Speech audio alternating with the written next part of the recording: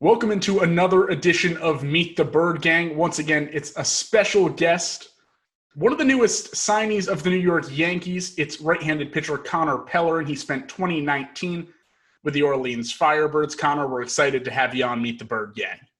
Well, thank you. I really appreciate y'all having me on. I'm excited to do this. So I want to go back to maybe a few weeks prior to the 2020 MLB Draft and what your process was looking like, getting ready, talking to teams.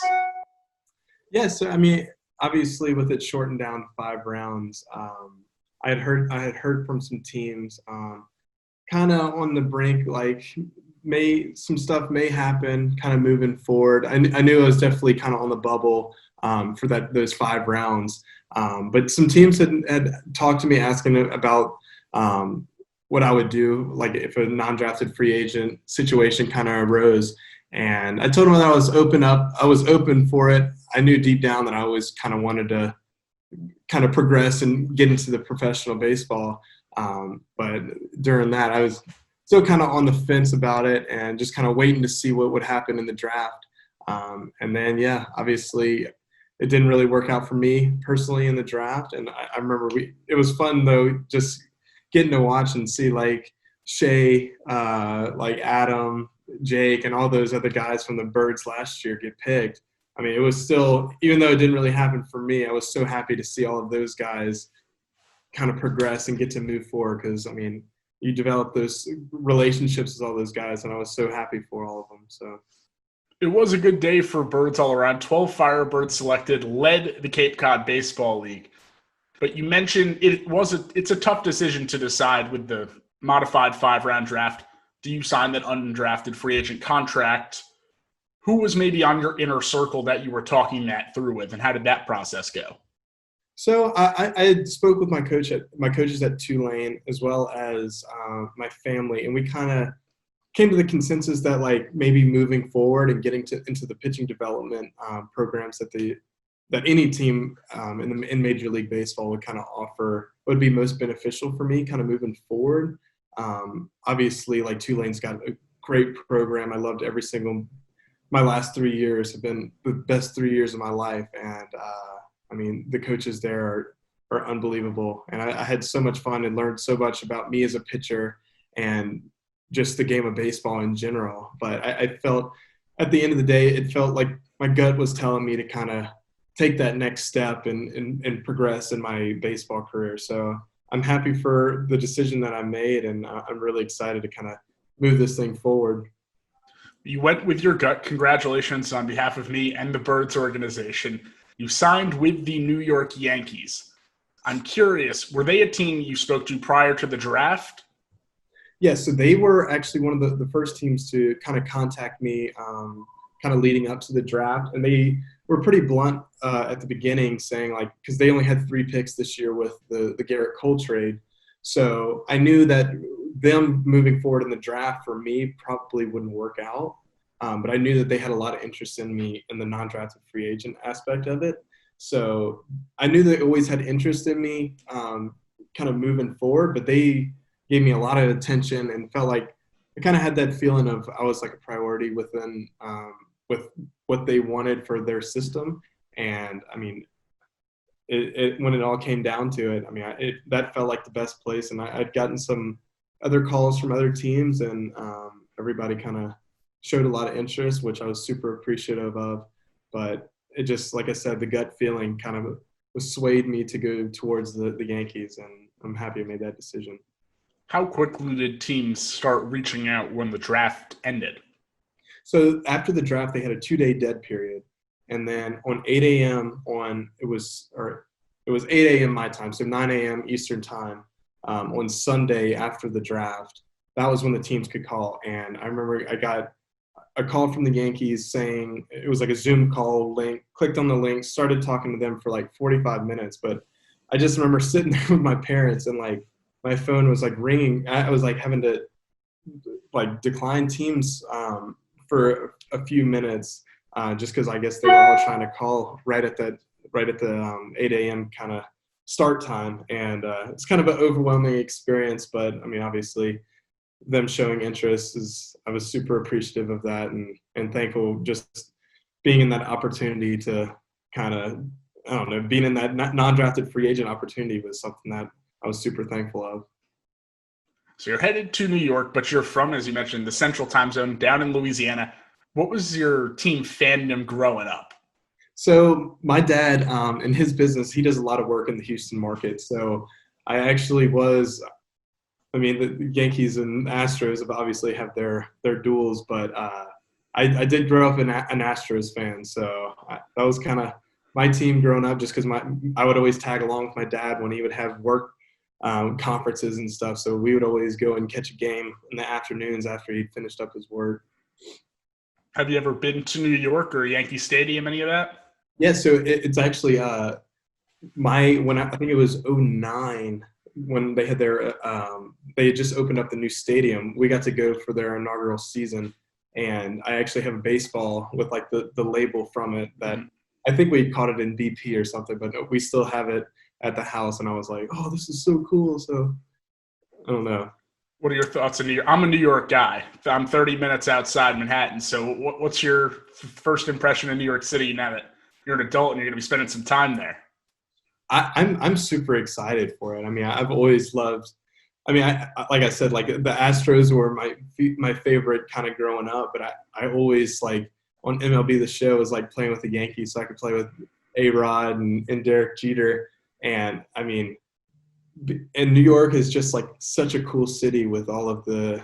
I mean, it's just a melting pot, and I think all of these different cultures can kind of blend together in just like this perfect way. And I'm super excited. I've been one time when I was younger, like I said, to go up for that baseball game. But other than that, I haven't been since I've gotten a little bit older. So I'm definitely excited to go back up there and kind of see what everything has to offer as a 21-year-old.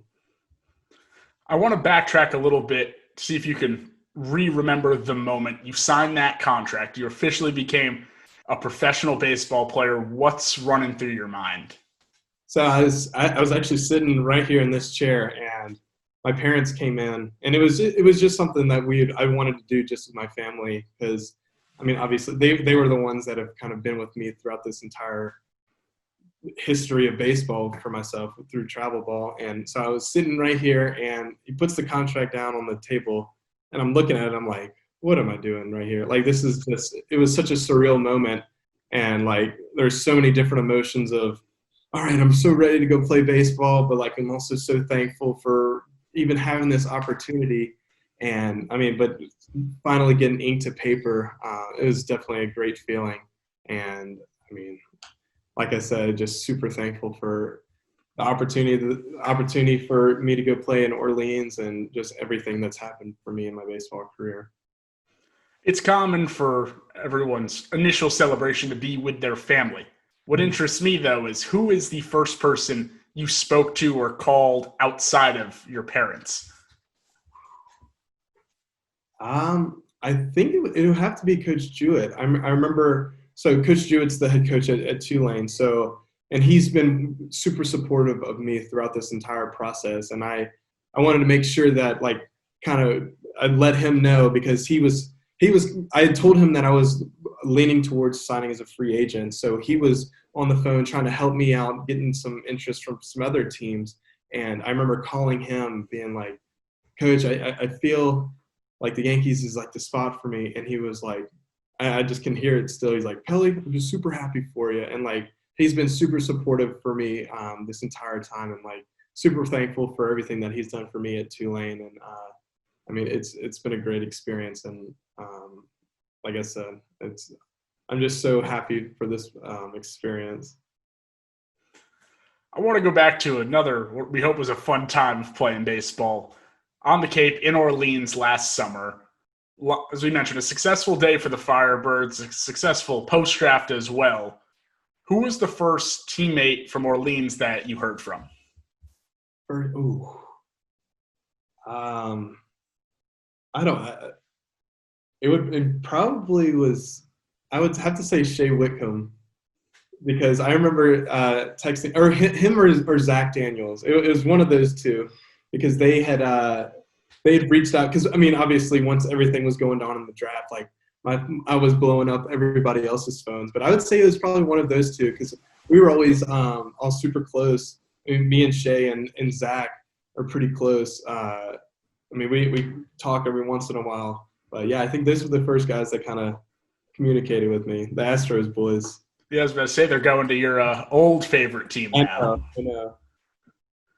So what was your experience like on Cape Cod? You have a best memory, whether it was on the field or off last summer? I mean, I think the biggest thing was just the Cape is such a interesting place because you have some of the top of the line baseball, and they're being played on these not so glamorous fields, but it's such a traditional thing where it really brings you back to your roots as a baseball player, right? And being able to kind of meet so many different people and watch them progress through the professional baseball line and get to be able to connect with people who are on the West Coast, who are on the East Coast. And I think that's like the coolest thing for me is just like getting to meet so many people and learn these different perspectives from the West, East Coast. And like, it kind of helps you shape yourself as a person. And I think that's like the coolest thing that summer ball in general really does. But I mean, I don't know. Yeah, I think that just getting to meet so many people and like my host family, Miss Doug and Sue Pearson, were so great, and like getting to live with them was just such a cool experience. You mentioned relationships. That's a big part of summer ball, every league, but especially on Cape Cod, because all the teams are so close together. There's not that much travel. What's your relationship like with Skip from last summer and maybe even some of the guys you speak to and still chat with about maybe non-baseball related things? Yeah, so me and Skip in contact every once in a while. And he's always, because I remember right when all this coronavirus stuff happened, I didn't really know what was going to kind of baseball moving forward. I called him up and like, hey, is there any way that I could maybe get a spot and for this year? And he was like, well, pal, I don't know if it may not work out just because we already have the full roster and a bunch of the short-term contracts may not fall through. So, but I talked with him, and then I talked with him right before the draft, and he was so supportive of me, and like he knew that kind of me moving forward, the free agency route was probably best for me. And like I said, he was always super supportive, and I'm thankful to be able to get to talk with him every once in a while because he's just a top of the line guy. And another guy that I speak to pretty regularly is Jay Banfield.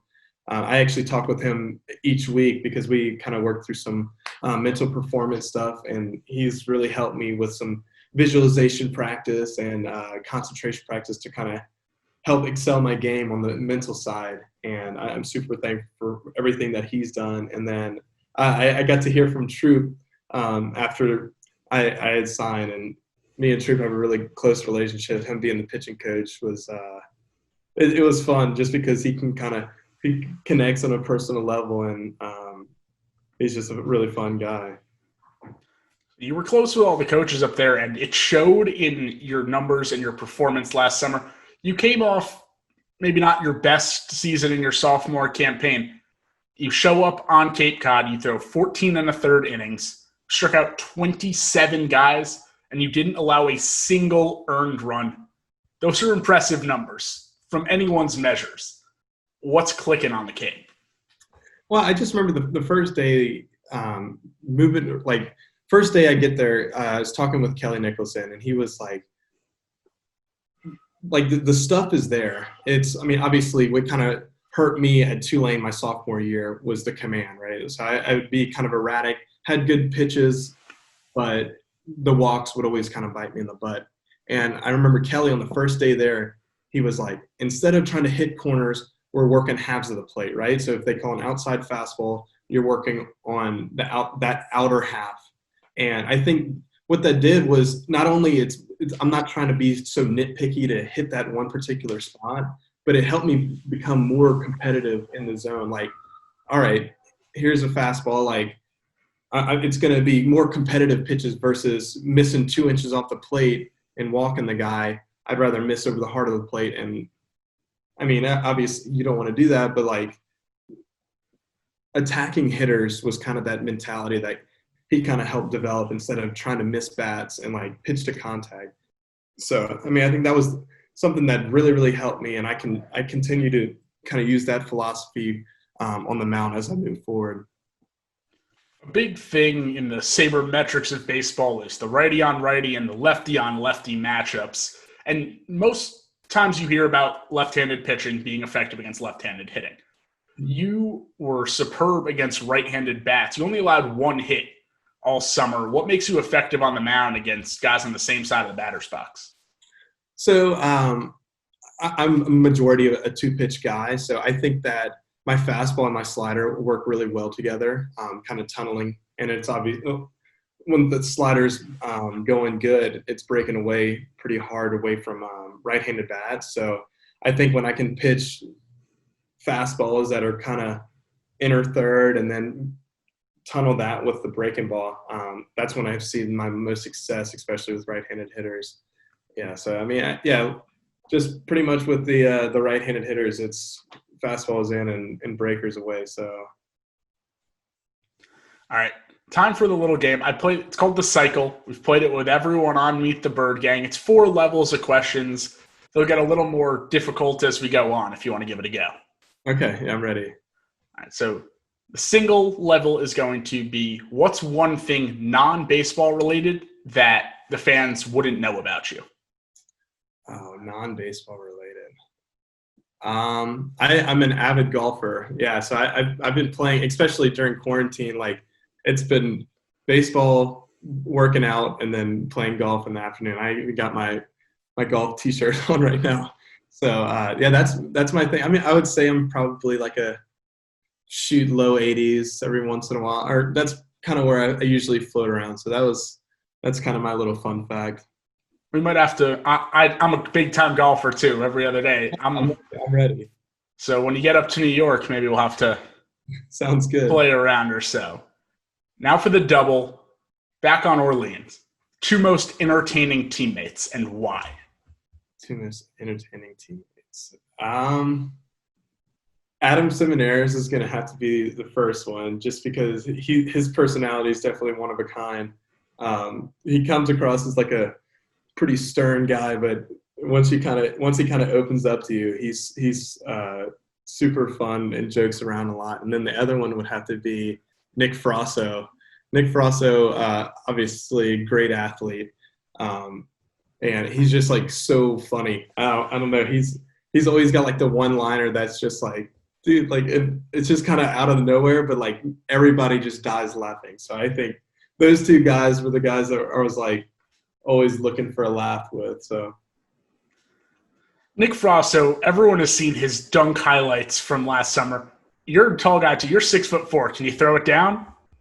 Not like that. I mean, I think I can barely get over the rim, but I just remember because we were at Brewster for that, and during that lightning delay, and he was like, we're all just like, because we hadn't even stretched or anything, and he was like, hey, let me see the ball, and then throws it. And when I say my jaw hit the floor, it was the craziest thing I've ever seen. I was like, there's no way that just happened. And from then on, I was like, this dude's an absolute freak athlete. Yeah, I don't think Toronto's letting him do that during any rain delays, but I hope not.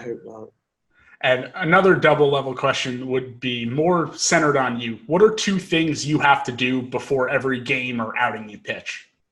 So one thing that me and my mom kind of started when I was in high school was I always bring like a little bottle of holy water. So I grew up Catholic, and my mom would always, before I'd pitch in high school, she'd come up to the fence and rub holy water on my arm. It was like our little superstition that we always had.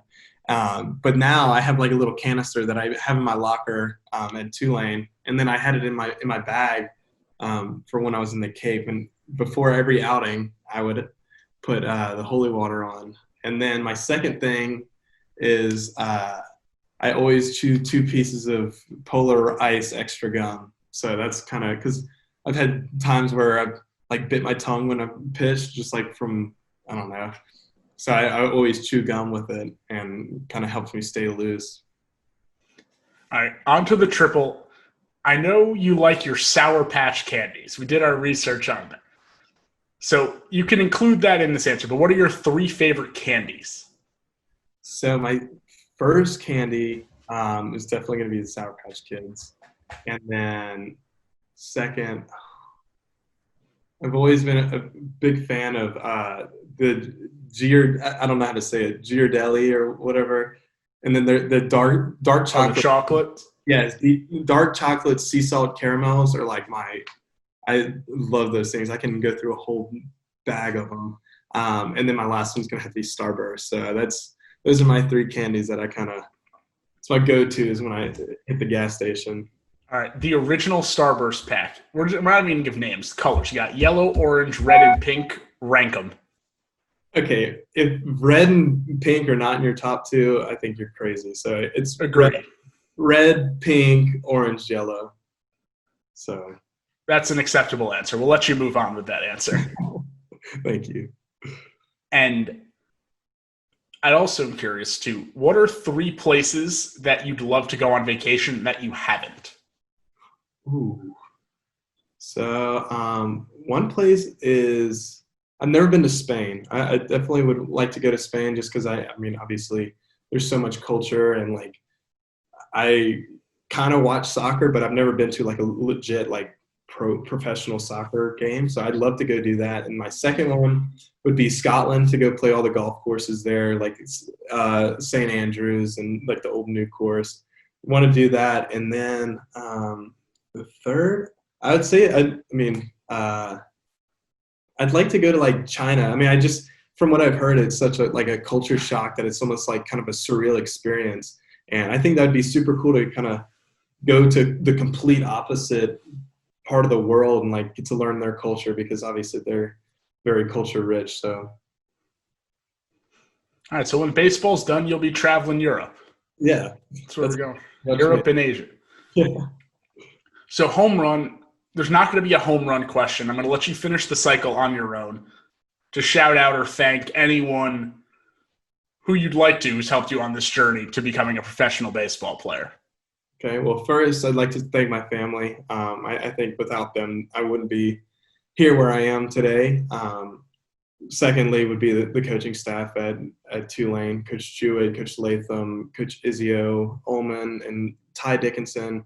Those were the ones that really believed in me, like, because I had no offers out of high school. They were the ones that kind of gave me that chance and that opportunity. So for that, I've been truly thankful for every single bit of that. And then moving forward to the Orleans Firebirds, Coach Kelly and Jay Banfield and Ryan Eckerson, and the other 2 coaches, for giving me the opportunity to come up to Orleans and have a great summer and get to meet so many people.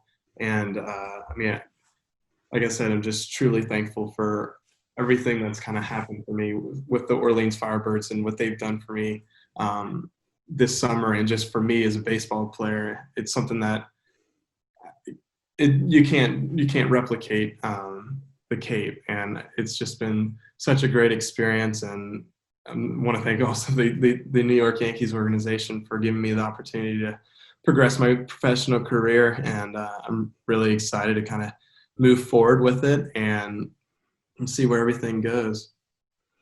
We're all excited for you to see what you can do at the next level, Connor. A few more questions. The first, I guess these remaining 2 would be if you had a message to give to future Firebirds who want to follow in your footsteps and get where you are now. So, I mean, I would think, I mean, obviously there's a lot of downtime in summer ball, but I think, yeah, you're at the field a lot, but I would say go explore the different areas around Cape Cod, because I had never been, I mean, obviously growing up in Baton Rouge, I had never been to Cape Cod. So getting to see just like the small parts of Chatham or Hyannis, like, I mean, we got to see the baseball field, but we never got to really experience those cool towns and like get to see the lighthouses. And funny story, like me and Donovan Benoit, he was rooming with me at the beginning of the summer. The first day he was like, dude, let's go look at a lighthouse. So we like went with Doug and Sue Pearson, and we went and like took a picture of the lighthouse, like the one that was on the bag of chips. So Yeah. we still joke about that today.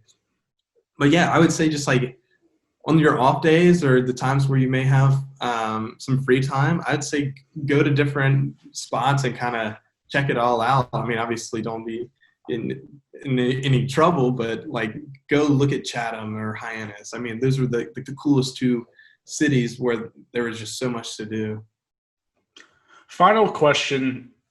You have reached a point that every kid growing up dreams of. You are a professional baseball player. What does that feel like? Can you break it down, or is it still just surreal?